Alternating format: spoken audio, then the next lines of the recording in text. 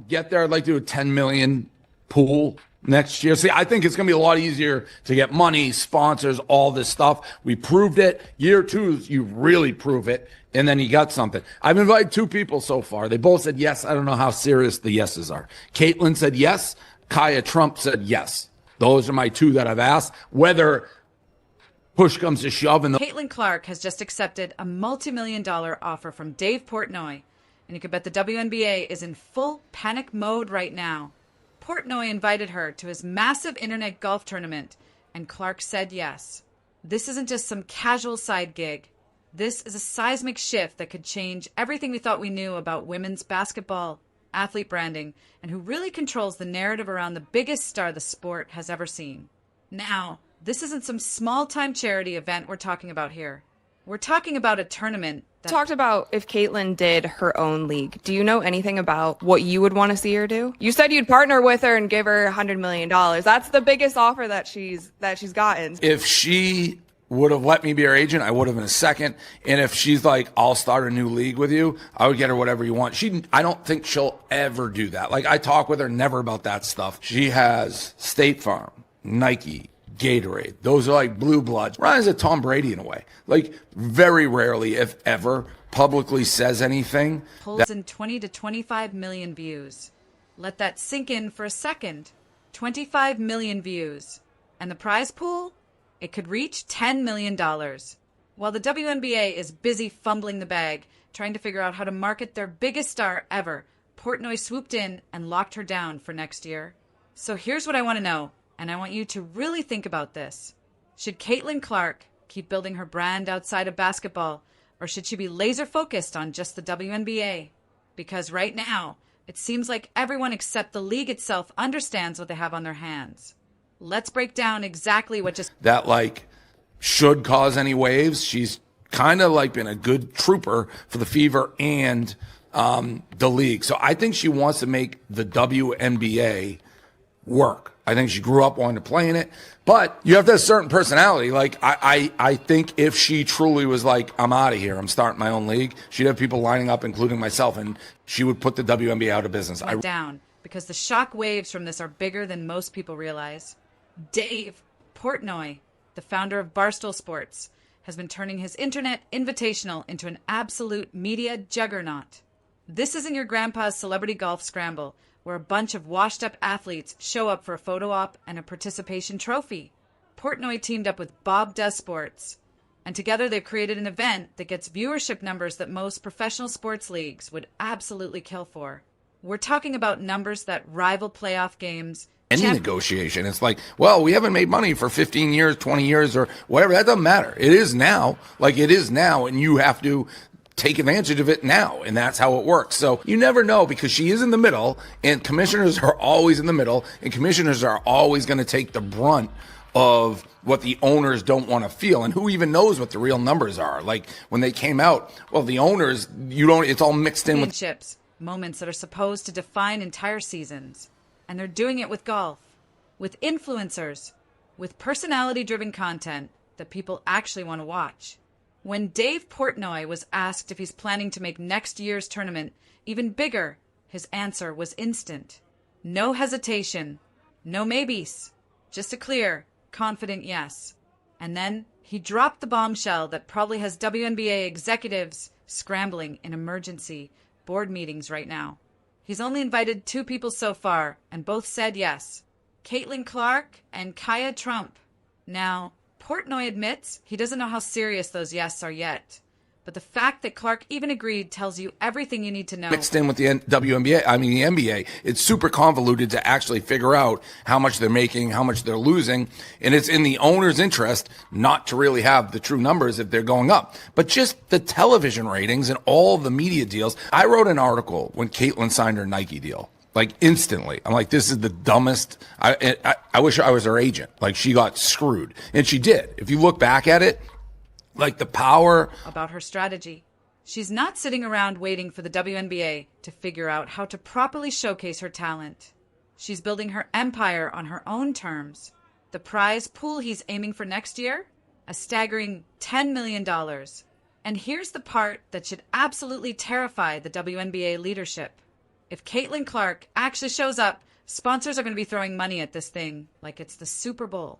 Her presence alone guarantees a massive audience and nonstop media coverage. The same kind of presence the WNBA seems hell-bent on completely undervaluing, ignoring, and taking for granted. It's the kind of star power that changes the game, that brings in casual fans, that makes people who've never watched women's basketball suddenly care. And Portnoy gets it. He saw it. He acted on it. This whole thing kicked off at the Annika Pro Am, where Clark of her, and when her shoe comes out, like, we'll see what the sales are. They're paying Devin Booker, I think, $40 million a year. Yeah, I think Caitlin's like getting 8, right? In what universe is Devin Booker worth $40 million a year and Caitlin's worth 8? It's insane. So it's all there, it's all up, and they're not taking advantage of it. And clearly the players have lost. Shattered attendance and viewership records. The LPGA rolled out the red carpet for her, treating her like absolute royalty. And the contrast with how the WNBA has treated her couldn't be more stark. It's night and day. The LPGA understood the assignment immediately. They knew what they had when Caitlin Clark walked onto their course. They promoted her appearance. They celebrated her presence. They made her feel valued. And you better believe Dave Portnoy was watching all of this unfold. He saw those numbers, felt the energy, saw how hungry people were to watch Clark do literally anything, and he made his move. That's how you capitalize on star power. That's how you build something bigger than the game itself. And let's talk about the business side of this for a second, because this is where it gets really infuriating if you're a WNBA fan. Portnoy wrote an article the instant Caitlin signed her Nike deal, and his reaction was immediate. He said this is the dumbest deal he's ever seen. He wished he was her agent because she got absolutely screwed. And if you look back at it now, with all the data we have, all the ratings she's pulled, all the merchandise she's moved, he was right. Clark got approximately $8 million from Nike. Now, compare that to Devin Booker, who's getting $40 million a year from the same company. $40 million for Devin Booker. In what universe does that math make sense? In what world is Devin Booker worth $40 million a year and Caitlin Clark is worth only $8? It's insane. It's inexplicable. And it shows you exactly how undervalued women's sports still are, even when you have a once-in-a-generation talent that's breaking every conceivable record and bringing in viewers that the sport has never seen before. All the opportunity is there. It's sitting right in front of them. Television ratings are through the roof. Media deals are being signed. Merchandise is flying off the shelves. And the WNBA is not taking advantage of it. They're fumbling at the goal line with the game on the line. And clearly, the players have lost faith in the leadership. You can see it in how they talk about the league, how they seek opportunities outside of it, how they're building their own brands independently because they know they can't rely on the organization to do it for them. The absolute beauty of Portnoy's approach is that he gets something the WNBA just can't seem to wrap its head around. You don't wait for stars to find you. You don't sit back and hope that talent magically decides to work with you. You go after them. You offer them a platform that matches their value. You make them feel wanted, appreciated, celebrated. You treat them like the gold they are. The WNBA has spent months letting Clark get physically hammered on the court with almost zero protection, zero real marketing support, zero effort to shield their most valuable asset from the kind of targeting that could end a career. Portnoy watched her play golf one time and immediately locked her in for his next huge event. One time. That's the difference between an organization that understands star power and one that takes it for granted, that assumes the star will always be there, that thinks they don't need to put in the work to keep her happy and engaged. And get this, the story has another fascinating layer that most people aren't even talking about. Sophie Cunningham was a caddy at that same Pro-Am, and people noticed she has a surprisingly good golf swing. Now, on her podcast, she announced that she's planning to take golf more seriously, inspired by Clark's passion for the game. She even said, and I quote, "I think me, her, and Lexi are going to go and play a little bit more," hinting at 3 Indiana Fever teammates bonding over golf in the off-season. Imagine that. Building chemistry, creating content, expanding their brand far beyond the WNBA's reach. They're doing what the league should be helping them do. They're creating storylines, building narratives, giving fans reasons to care about them as people, not just as players who show up for 40 minutes of game time. Speaking of which, let's talk numbers, because this is where the WNBA's failure becomes undeniable.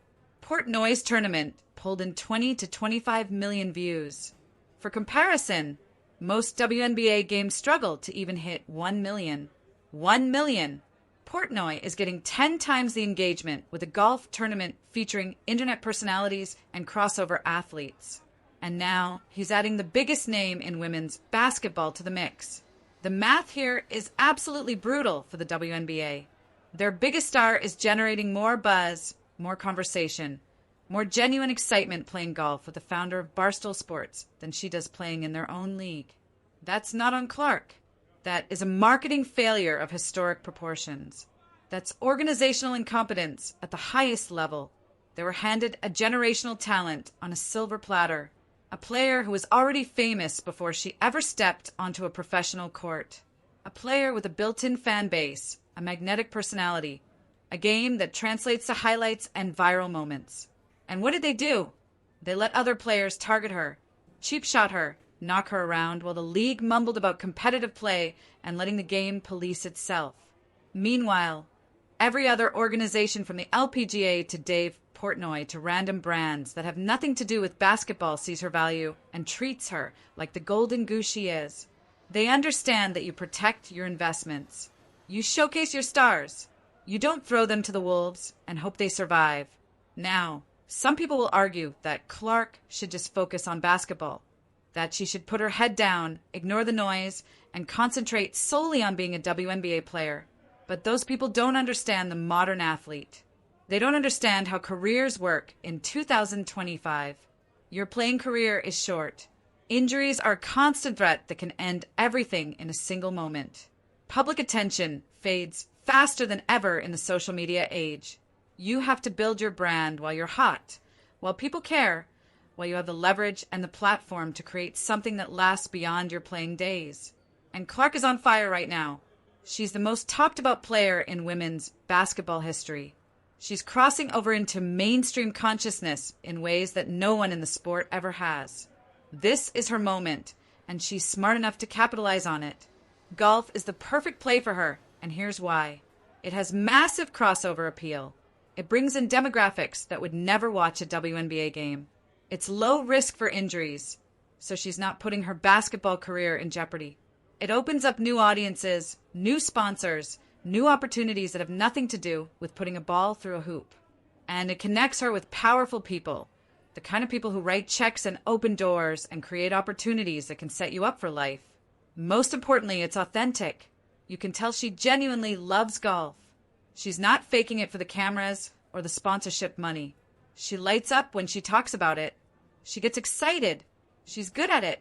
And that's something brands can't fake, something audiences can see right through if you're not genuine. This entire situation shows you exactly how athlete brand building works today. It's not about staying in your lane. It's not about being grateful for whatever scraps the league throws at you. It's about creating multiple streams of income, diversifying your portfolio, partnering with people who actually recognize your value and are willing to pay for it. The WNBA's relationship with Clark should be a two-way street. It should be symbiotic, mutually beneficial, a partnership where both sides lift each other up. But right now, she's providing all the value while the league gives almost nothing back. Every record she breaks, every million viewers she brings in, every sold-out arena, and the league just shrugs like it's no big deal, like she's not literally carrying the sport on her back. Every record she breaks at a golf event is a painful reminder of what the WNBA is missing out on. Every headline, every viral moment, every time her name trends on social media for something that has nothing to do with their league, it's a reminder that they're losing the narrative. Portnoy proved that the market for Caitlin Clark is bigger than basketball, and he's ready to pay for it. He's ready to build around her. He's ready to make her the centerpiece of something massive. While the league is still trying to figure out the basics of marketing and promotion and protecting their star, he locked her in with one conversation, one pitch, one moment of making her feel valued. The WNBA has had her for an entire season through a historic rookie campaign that shattered expectations and broke records, and they still don't get it. They still haven't figured out that you don't just let magic happen. You nurture it. You protect it. You build around it. And if you don't, someone else will.